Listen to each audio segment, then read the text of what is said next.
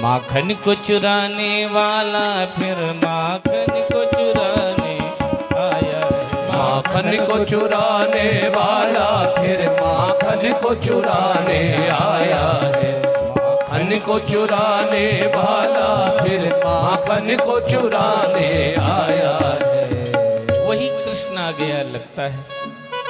गोपिकाएं गईं, ग्वाल बाल गए, गाय बछड़े दौड़ करके गए। देखा वो कृष्ण नहीं, वो होता तो रथ से उतर करके हमसे पूछता तुम ठीक तो हो।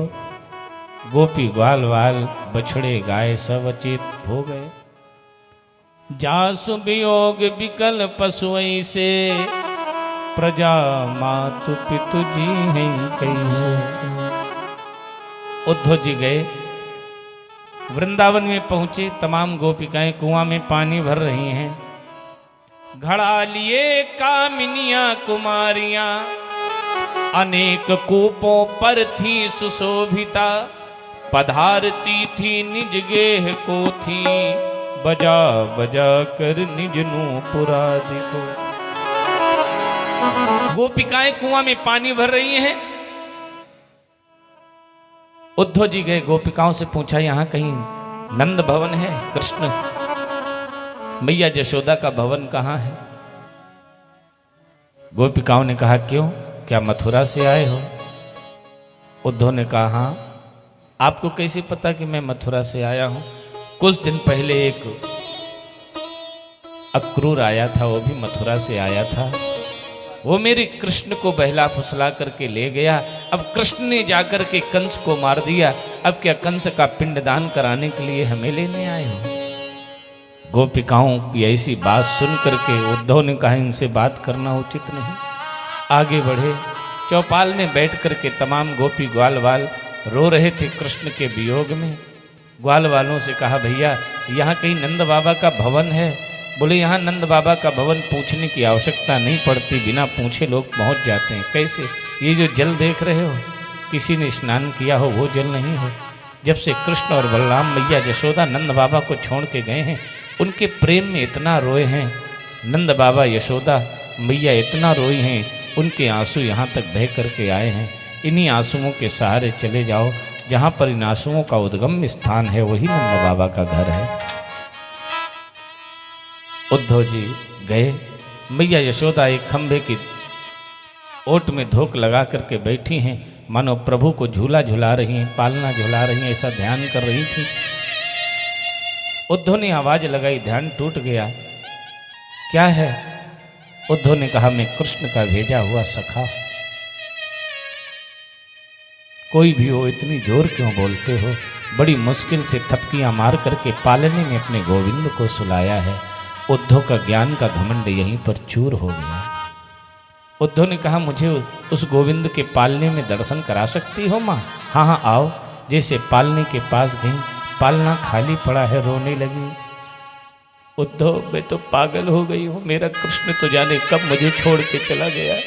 धूरी भरे अति शोभित श्याम जू, तैसी बनी सिर सुंदर चोटी। खेलत खात फिरे अंगना, पग पैंजन बाजत पीली कछौटी। या छवि पेरस खान बिलोकत, वारत काम कला निधि कोटी। काग के भाग बड़े सजनी, जो हरि हाथ सुलई गयो माखन रोटी। उस गोविंद की एक एक लीला मुझे याद आती है। सवेरा हुआ, तमाम ब्रज की गोपिकाएं आती हैं, दरवाजे पर माखन डाल देती हैं। उद्धव ने कहा ये गोपिकाओं का क्या पागलपन है?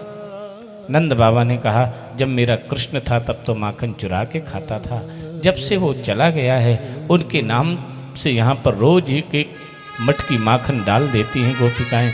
मेरा कृष्ण जहाँ कहीं रहे तहाँ उसे माखन प्राप्त हो।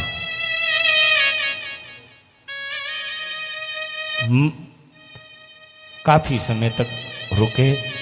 इसके बाद जब वापस आने लगे, बाबा नंद बाबा ने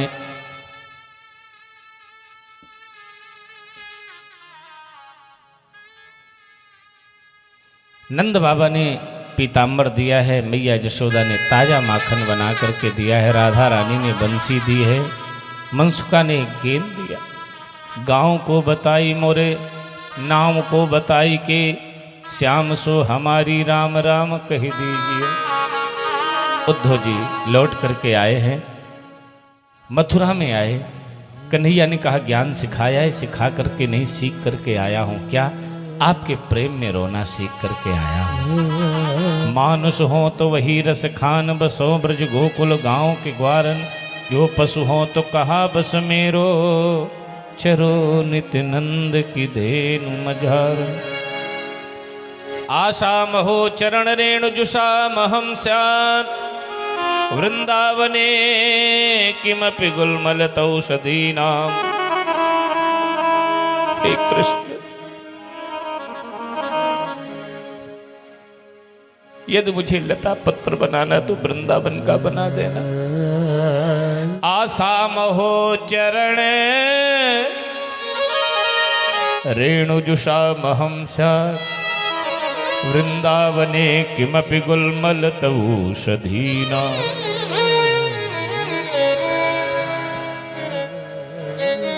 या दुस्तजं सुजन मारे पथम च हित्वा, भेजे मुकुंद पदवीं श्रुतिभिर्विमर्ग्याम्।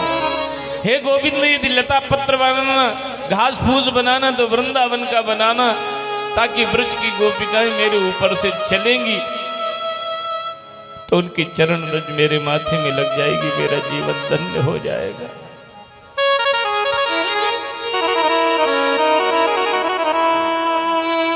ज्ञान का घमंड उद्धव का चूर हो गया, भक्ति रस में डूब गए।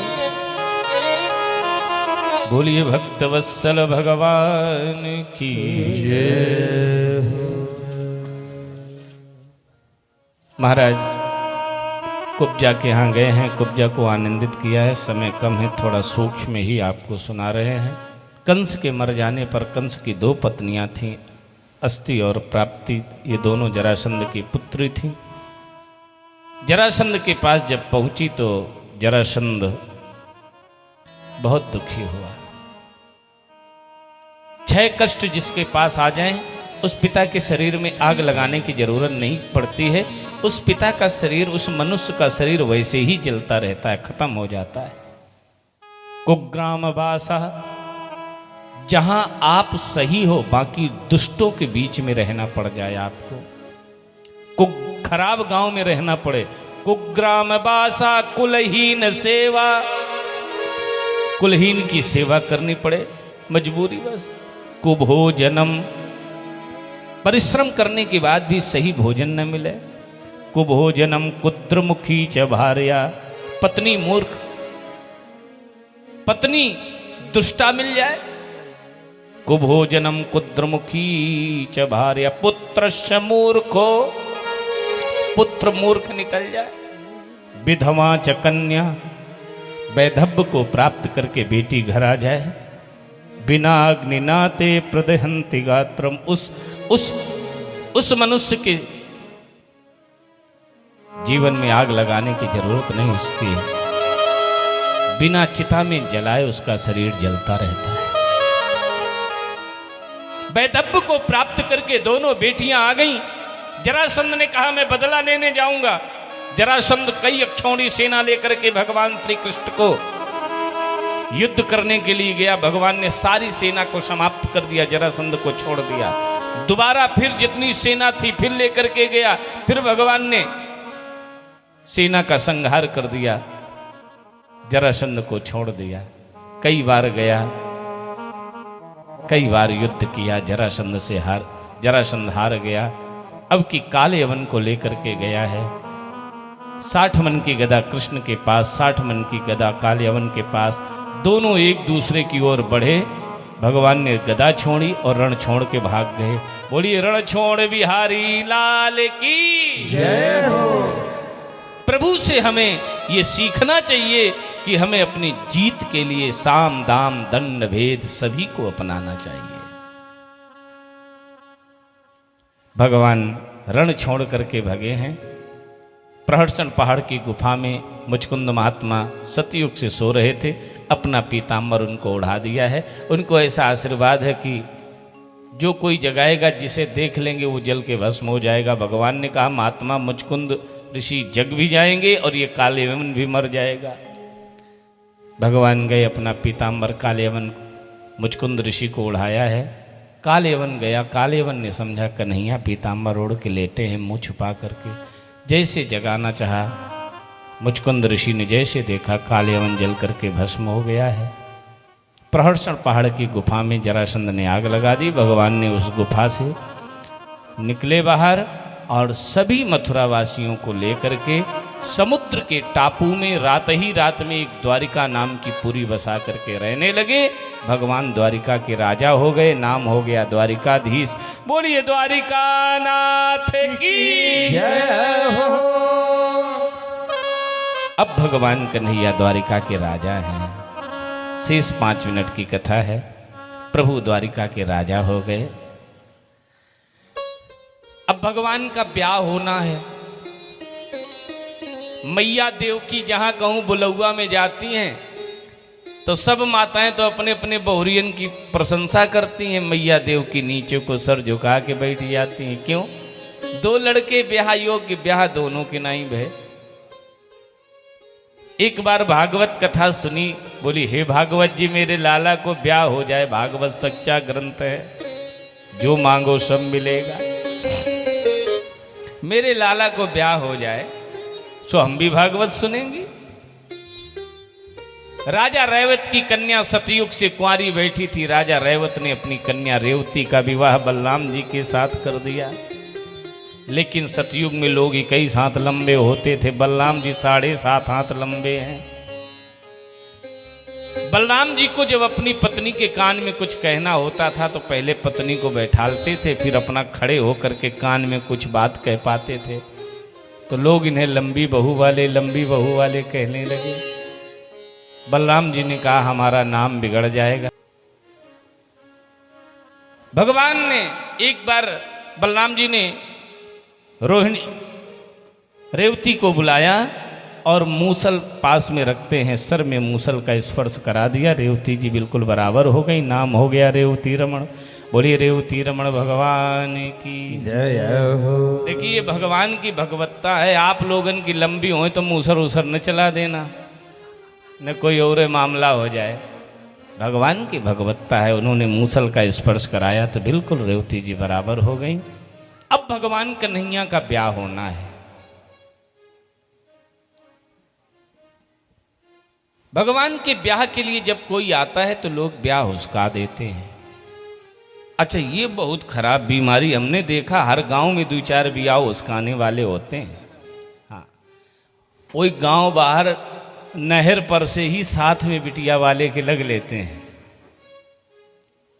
दाल आलमोट भर रखी गई बिटिया वाले के लिए अपना मुठा भर भर पहले शुरू हो जाते हैं। हमारे हर जगह लोग ऐसे होते हैं। हमारे क्षेत्र में, आपके क्षेत्र में, जिनका एक गांव में एक सज्जन थे। उस गांव में किसी लड़के का ब्याह नहीं हो पाता था। एक सज्जन थे, वो सबका ब्याह हुस्का देते थे। तो गांव वालों ने उनका नामे बिगाड़ा दादा रख दिया। किसी लड़के का ब्याह नहीं हो पाता था।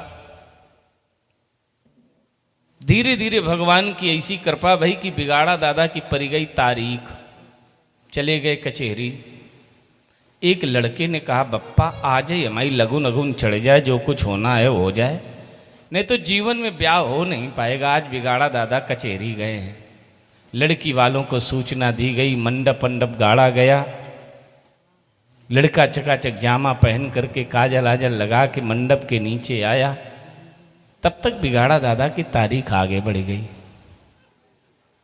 बिगाड़ा दादा लौट करके घर में आए तो साउंड की आवाज आई बजबे की, वो गाना आज मेरे यार की शादी है कौन। तो बिगाड़ा दादा ने पत्नी से पूछा आज ये साउंड कहाँ बज रहा। बोले आज उस लड़के का ब्याह है, तिलक भी है, साथ ही में है दोनों, तिलक मंडप ब्याह सब एक ही दिन वो कर रहा है। बिगाड़ा दादा ने अपनी फाइलें फेंकी, चाय फेंकी और लड़के के यहाँ गए, मंडप के नीचे जहाँ बिटिया का बाप बैठा था बगल में बैठ गए। पंडित जी ने कहा भाई लड़का आवे अंजलि भर के। लड़का अंजलि भर के मंडप के नीचे आया, अंजलि डाली। पंडित जी ने कहा लाला आचमन करो। जैसे आचमन के लिए जल दिया, लड़के ने हाथ में जल लिया, सामने देखा बिगाड़ा दादा बैठे हैं। लगता है ब्याह सीख जाएगा। पंडित जी ने कहा लाला आचमन करो। लड़का ने पानी फेंको, आचमन बाद में दौड़ के गया, बिगाड़ा दादा के चरणों में सर रख दिया। बिगाड़ा दादा ने पीठी पे हाथ फेरा, बोले लाला चिंता क्यों करते हो, चिंता कतई न करो। जैसे तुम्हारी टीबी ठीक हुई कहते थे, तुम्हारी मिर्गी भी ठीक हो जाएगी। बिटिया वाले ने कही इसको क्या मिर्गी आती है? बिगाड़ा दादा ने कहा 60 साल के बूढ़ा, हम क्या झूठ बोलेंगे, इसे रोज मिर्गी आती है। लड़की वाली ने कही, लड़की वालों ने कहा भैया लड़का कजहा है, हाँ ब्याह करना ठीक नहीं, उठाओ अपनी अपनी फल की डलियां, चलो वापस। ब्याह हो सीख गया। धीरे धीरे बिगाड़ा दादा के मरने का समय आया। यमुना जी के तट पर ले गए। चलो आज यमुना महारानी की कसम खाओ कि हमने इस मुंह से बहुत लोगों के ब्याह हुस्काए, तो जब हम मर जाएं तो हमारे मुंह में सब गांव वाले मिल के मुंह में खूंटा ठोक देना। बिगाड़ा दादा गांव वालों ने कही हम जरूर करेंगे, तुम्हारी कृपा से हमारे बच्चे कुंवारे बैठे हैं। बिगाड़ा दादा मर गए, गांव वालों ने मुंह में खूंटा ठोक दिया। अब अंतिम विदाई ट्रैक्टर में लाद करके लिए जा रहे हैं यमुना जी पर। रास्ते में पुलिस वाले मिल गए। पुलिस वाले ने कहा भैया क्या हो गया? बोले वही कहा बिगाड़ा दादा ना ही रहे।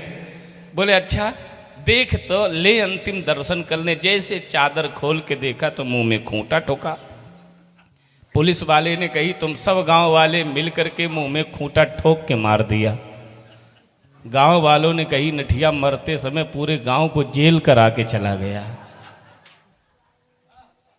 श्री राधे राधे राधे जय जय जय श्री राधे। श्री राधे राधे राधे जय जय जय श्री राधे। हाँ श्याम से मिला दे, श्याम से मिला दे, श्याम से मिला दे, श्याम से मिला दे। श्री राधे राधे राधे जय जय जय श्री राधे। श्री राधे राधे राधे जय जय जय श्री राधे। श्री राधे राधे राधे जय जय जय श्री राधे। श्री राधे राधे राधे जय जय जय श्री राधे। अब कन्हैया का ब्याह होना है तो राजा सीद भीष्म को नाम, विदर्भादिर्पतिर्महान, तस्य पंचा भवन पुत्र, कन्यैका च वराननः। रुक्मग्रजो रुक्मरथो रुक्मबाहुरनन्तरः, रुक्मकेशो रुक्ममाली रुक्मण्येषां स्वसां सति। विदर्भ देश के राजा भीष्मक हैं। भीष्मक के 5 पुत्र हैं और एक कन्या है जिसका नाम रुक्मणी है। धीरे धीरे रुक्मणी विवाह योग्य हो गई। अच्छा जब बिटिया विवाह योग्य हो जाती है तो स्वाभाविक पिता को चिंता लगती है। उस पिता को रात रात नींद नहीं आती है। महाराज को कोई लड़का बताओ। देखो महाराज हम कई बार कह चुके हैं, कोई लड़का बताओ। बड़ी चिंता होती है। अब तो दहेज चल गया है, दहेज नहीं दिया जाता है, या जो गरीब माँ है वो कैसे अपनी बेटी के पांव पूज पाएगी। बेटियों को जला दिया जाता है, मार दिया जाता है, छोड़ दिया जाता है, तलाक दे। कितना अत्याचार। कब तलक मेरे भारत की बेटी बल की बेदी पे चढ़ती रहेगी। कब तलक मेरे भारत की बेटी बल की बेदी पे चढ़ती रहेगी। कब तलक मेरे भारत की बेटी बल की बेदी पे चढ़ती रहेगी। कब तलक मेरे भारत की बेटी बल्कि बेटी पे चढ़ती रहेगी। रिश्वत लेना दहेजों को छोड़ो, नरक में भी जगह ना मिलेगी। रिश्वत लेना दहेजों को छोड़ो, नरक में भी जगह ना मिलेगी। माँ सोचती है हमारी बिटिया बड़ी हो जाएगी, अच्छे घर में जाएगी, रानी महारानी बनेगी, लेकिन उस बेचारी गरीब माँ के पास इतना पैसे नहीं होता है। एक दिन उसके सपने टूट जाते हैं, बेटी माँ के घर में ही अपना अंत कर लेती है। माँ के दिल में ये अरमां मचलते, बिटिया महलों की रानी बनेगी। माँ के दिल में अरमां मचलते, बिटिया महलों की रानी बनेगी। कौन जाने कि शादी से पहले, कौन जाने कि शादी से पहले सहजादी कफन ओढ़ लेगी। कब तलक मेरे भारत की बेटी बल्कि बेटी पे चढ़ती रहे।